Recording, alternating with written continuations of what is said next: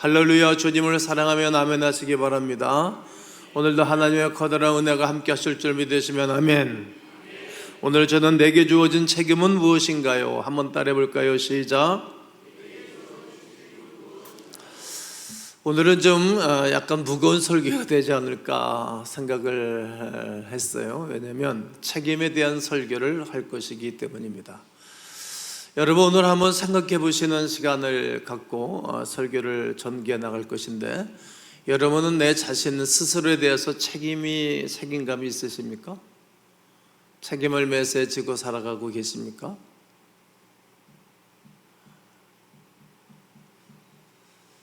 책임의 반대는 무책임이 될 것입니다. 무책임한 사람들 때문에 세상이 힘들고 어렵지는 않은가요?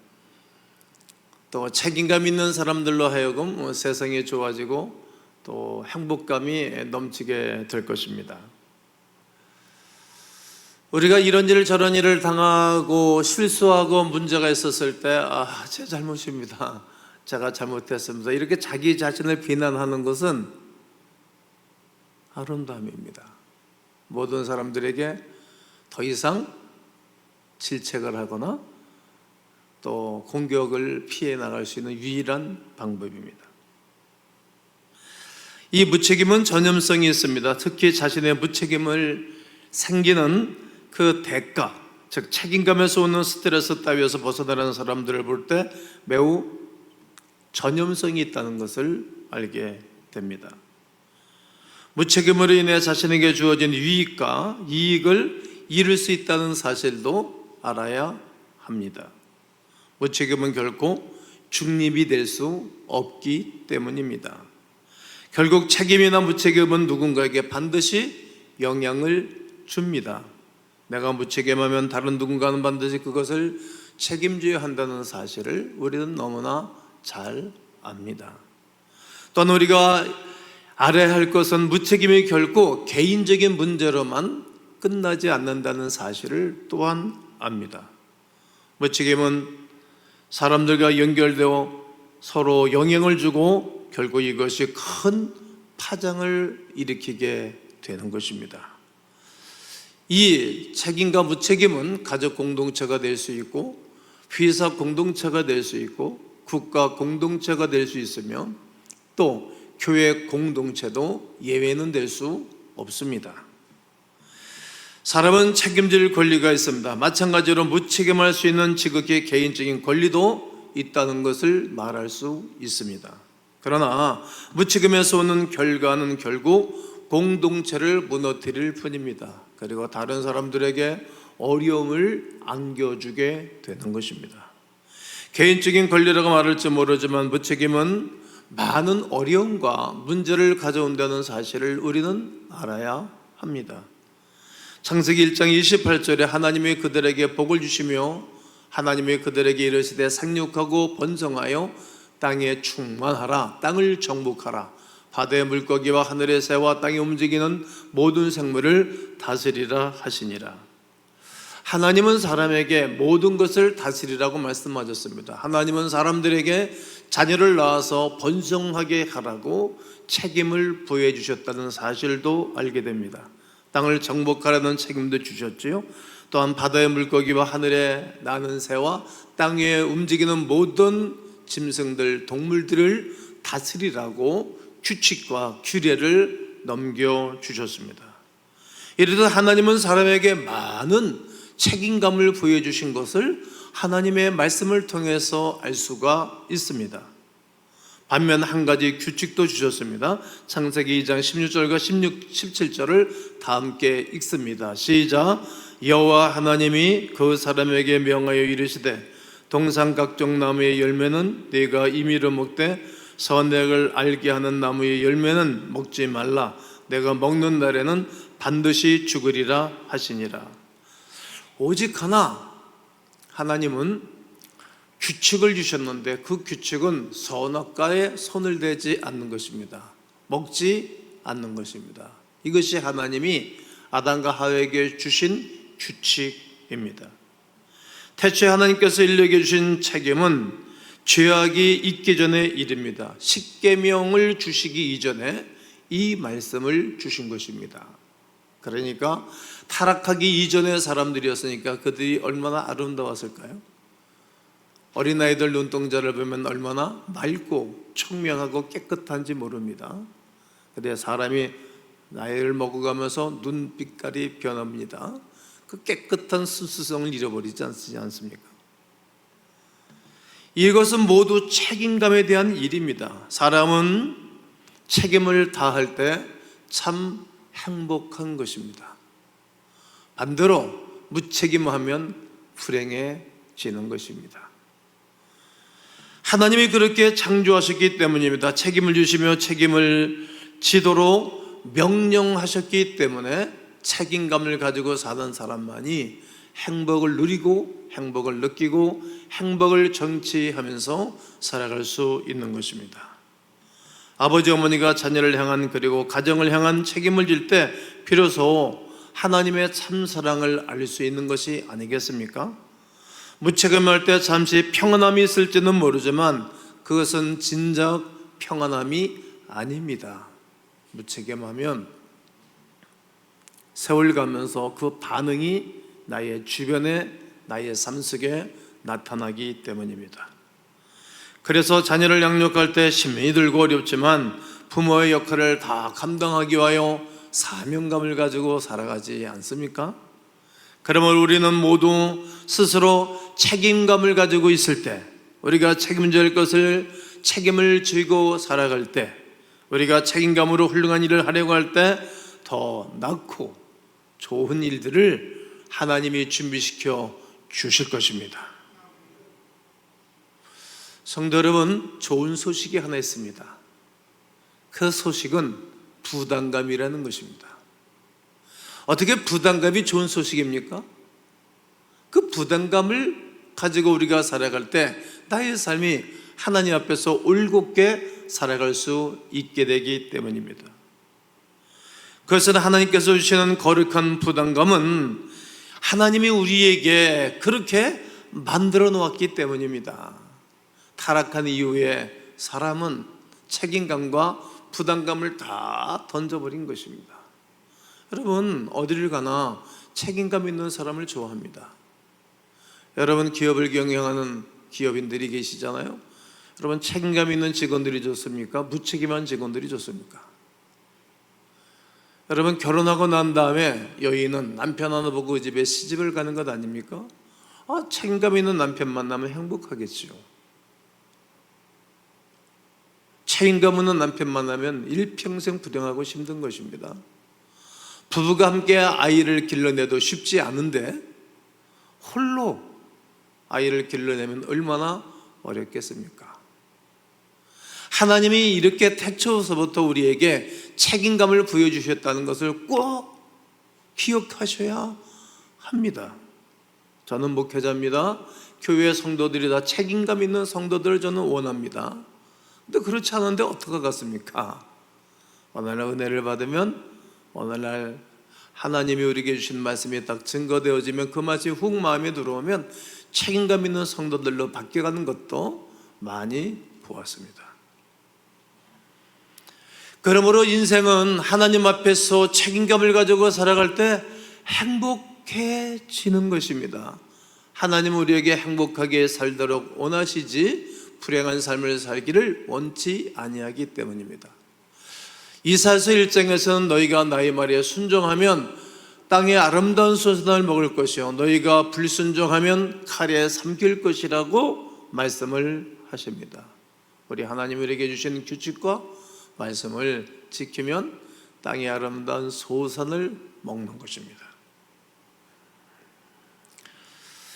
내 실수가 아닙니다 라고 변명하는 사람의 얼굴에는 반드시 미소가 없습니다. 그러나 내 책임을 감당하지 못했습니다 라는 고백을 하는 사람은 시간 지나가면 얼굴에 미소가 띄어오르는 것입니다. 창세기 3장 8절로 13절에 오늘 본문을 다시 한번 읽어볼 건데, 바람이 불 때 동산에 거하시는 하나님의 음성이 들렸습니다. 그때 음성이 들렸을 때 그들은 피하고 숨었습니다. 9절에서 여호와 하나님이 아담을 부르셨습니다. 그에게 이르시되 네가 어디 있느냐, 아담아 어디 있느냐 라고 물었습니다. 동산에서 하나님의 음성을 듣고 아담과 하와는 피하고 숨었다는 말입니다. 10절에서 내가 동산에서 하나님의 소리를 듣고 내가 벗었으므로 두려워하며 숨었나이다 라고 고백했고, 11절에서 이르시되 누가 너희 벗었음을 네게 알렸느냐, 네가 네게 먹지 말라 명한 그 나무 씨의 가를 네가 먹었느냐. 아담이 이르되 하나님이 주셔서 나와 함께 있게 하신 여자, 그가 그 나무 열매를 내게 줌으로 내가 먹었나이다. 여호와 하나님이 또 여자에게 물렀습니다. 네가 어째요 이렇게 하였느냐. 여자가 이르되 뱀이 나를 꿰물어 내가 먹었나이다. 하나님은 아담에게 네가 어디 있느냐 이렇게 물으셨을 때에 잘못을 바로잡을 기회를 주신 것입니다. 그런데 뭐라고 말합니까? 아담이 하나님이 내게 주신 저 여자, 하나님에게 탓을 돌렸습니다. 그리고 자기의 아내 하와에게 책임을 전가하였습니다. 그가 주었기 때문에 내가 먹었습니다 이렇게 말합니다. 하나님에게 돌리고 자기 아내 하와에게 돌렸습니다. 또 하와는 어떻습니까? 뱀이 나를 꿰물어 내가 먹었나이다. 뱀에게 문제를 돌렸습니다. 그러니까 자기 자신에게는 책임이 없다는 말이지요. 무책임입니다. 만약 아담이 하나님께 이렇게 말했다고 생각해 보십시오. 하나님, 제가 잘못했습니다. 이렇게 자기 자신을 비난하였더라면 아마 하와도 그랬을 것입니다. 하나님, 제가 잘못했습니다. 남편을 물고 들어가지 않았을 것입니다. 저에게 주신 한 가지 규칙을 제가 책임지지 못했습니다. 이렇게 말했더라면 그 집안 전체의 반응이 좋아졌을 것입니다. 아담도 역시 그랬을 것이고, 그리고 그 아들, 딸도 그랬을 것입니다. 그 이후에 이 지구촌은 얼마나 좋은 세상이 됐을까요? 제 탓입니다. 제가 잘못했습니다. 나를 비난했더라면 얼마나 후대 사람들이 멋진 사람이 되지 않았습니까? 여러분, 명문은 그런가요? 명문 가문은 그 집안 식구들이 좋아진 거거든요. 근데 그 좋아지는 것은 하루에쯤에 좋아지는 게 아닙니다. 명문 가문을 읽어야 된다고 제가 여러 번 옛날에는 설교를 많이 했습니다. 저도 명문 가문을 읽어내기를 원하는 마음이 있습니다. 다 아버지에게 돌리고, 자녀에게 돌리고, 아내에게 돌리고, 남편에게 돌린다 그러면 그것이 어찌 그런 집안이 행복이 있겠습니까?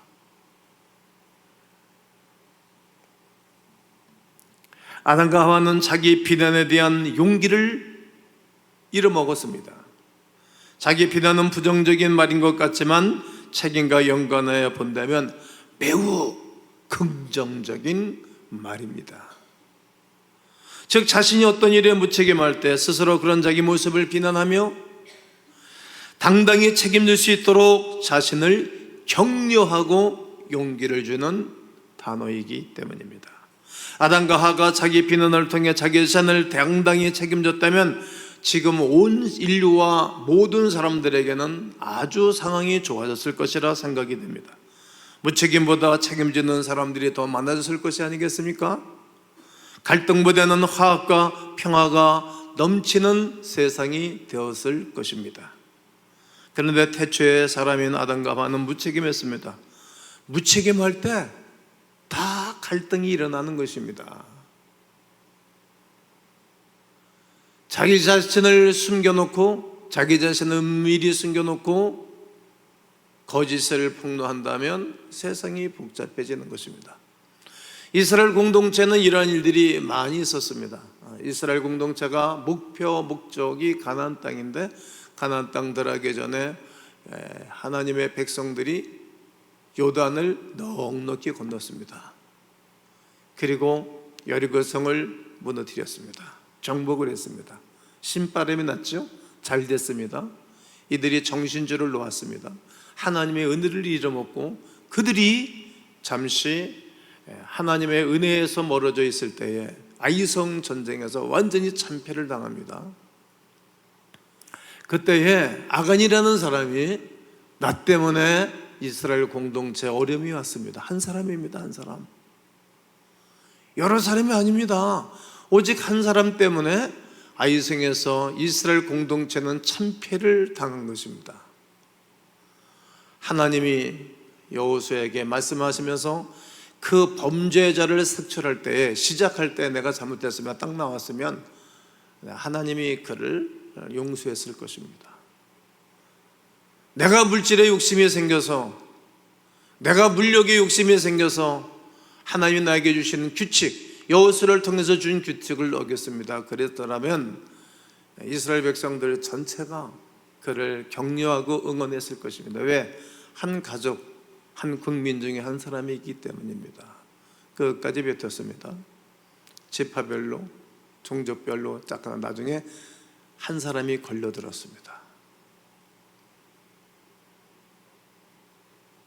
시작할 때 자기 자신을 비난하고 내가 이렇게 잘못했습니다 그러면 그 집안 좋은 집안, 좋은 가문 되었을 것입니다.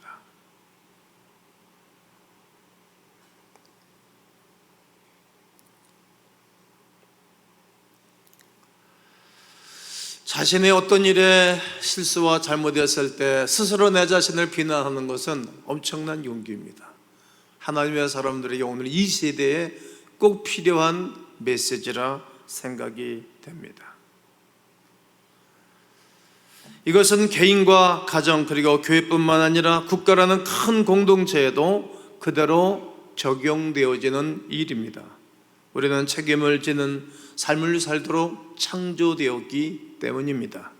하나님께서 이 세상을 다스리라고 명령하셨습니다. 당신의 책임을 이 세대, 오늘 여러분과 저에게도 위임하셨다는 것을 꼭 기억하셔야 합니다. 당신의 책임을 우리에게 위임하셨다는 사실을 알아야 됩니다. 그리고 성실히 청지기로서 우리 하나님 우리에게 맡기신 거룩한 일들을 감당하고 책임감 있게 살아갈 의무도 우리에게 부여해 주신 것입니다. 근데 우리에게 주어진 책임을 지지 않으려 합니다. 내게 주어진 책임이 무겁다고 느끼기에 슬그머니 뒤로 처지기도 하고 빠지기도 합니다. 뒤로 물러가 진노에 빠질 자들이 아니요 앞으로 달려가 영혼을 구원하는 믿음을 가진 자들이라고 히브리서 10장에 하시는 말씀을 다 잃어먹는 것입니다. 나 한 사람쯤이야, 나 말고 누가 알겠지, 있겠지 라고 책임을 대신질 누군가에게 자기가 져야 할 책임감을 전가해버리는 것입니다. 그런데 성도 여러분, 우리가 그 책임을 회피하면 내가 회피한 그것을 누군가가 힘들이고 애써서 감당해야 된다는 것을 알아야 합니다. 그 사람은 내가 져야 할 것보다 더 무거운 짐을 지게 될 것입니다. 그래서 우리가 한 부분을 잃어버리는 것과도 같습니다. 그렇게 되면 하나님께 주신 잠재력에 대한, 결코 잠재력에 대하여 도달할 수 없게 되어지는 것입니다. 우리에게는 미래에 대해서 알 수 없는 영역이 있는 것입니다. 내일 내가 기대감이 없이 살아간다면 1년 후에, 5년 후에, 10년 후에, 50년 후에 내 미래가 기대가 없다면 막 살아도 상관이 없습니다. 내가 오늘 귀한 일들을 책임을 질 때 미래를 보장받는다는 사실을 알아야 합니다. 그렇다면 그 모습에 합당하게 살 때 가장 행복할 수 있게 됩니다. 자기 비난이 필요한 시대입니다. 그렇지 않으면 우리는 이 사회는 무책임한 사회가 될 것입니다. 자기 자신을 솔직하고 냉정하게 비난하지 못할 때 갈등이 일어나서 파벌이 생기는 것입니다.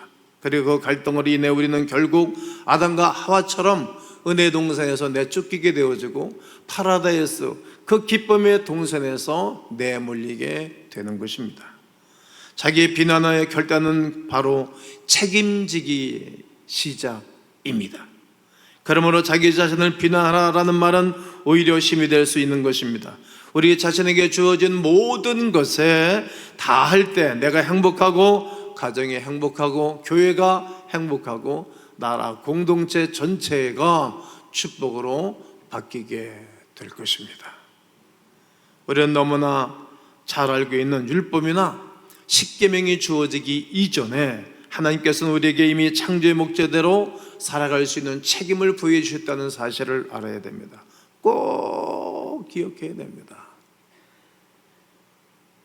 이 세상을 다스리라고, 정복하라고, 번성하라고 이미 말씀과 규칙과 책임감을 부여해 주신 것입니다. 그 내 한 자리를 채우는 것이 오직 내가 할 수 있는 그 책임입니다. 하나님의 나라는 적은 것부터 시작되기 때문입니다. 적은 것에 충성된 자에게 하나님은 큰 것을 맡기신다라고 말씀하십니다. 그것이 곧 책임감입니다. 여호수아서 22장 3절에 오늘까지 날이 오래도록 너희가 너희 형제를 떠나지 아니하고 오직 너희의 하나님 여호와께서 명령하신 그 책임을 지키도다. 오늘까지 날이 오래도록 내 형제를 떠나지 아니하고 네가 책임을 다했다. 그 여호수아가 말을 하는 거예요. 리더 입장에서 성도들이 얼마나 귀하고 백성들이 얼마나 귀한지를 알았던 것입니다. 또 역대상 9장 27절에 그들은 하나님의 성전을 맡은 직분이 있으므로 성전 주위에서 밤을 지내며 하늘에 밤을 지새워가면서 직분을 감당을 하는 것입니다. 아침마다 문을 여는 책임이 그들에게 있었더라. 그들의 후손들이 잘 되어졌던 것들이 팔형제가 다 용정처럼 된 것이 성경에 쫙 설명하고 있거든요. 그 영향력인 거예요. 책임을 잘 지는 사람들이 미래에 하나님이 축복하는 것을 나열하고 있습니다. 또 민수기 11장 14절에 책임이 심히 중하여, 책임이 너무 중하여 나 혼자는 이 모든 백성을 감당할 수 없나이다. 사랑하는 성도 여러분, 예수 그리스도를 사랑하는 거룩한 백성들에게는 맡겨진 자리가 있어요. 그때마다 시마다 그 자리를 잘 감당하는 것입니다. 그리고 책임을 다하여 여러분들이 최선을 다해보면 어떨까요? 이것이 오늘 우리에게 주어지는 하나님의 음성입니다. 가정에서도 부부가, 온 가족이, 교회에서도 온 성도가, 그리고 사회에서도 온 성도가, 직장에서도 책임을 감당하는 거룩한 백성들이 세워질 때에 우리가 움직이는 곳마다 가는 곳마다 성령이 운행하셔서 잘 되어지는 거룩한 은혜가 오늘 여러분 가운데 있게 되기를 주님의 이름으로 축원합니다.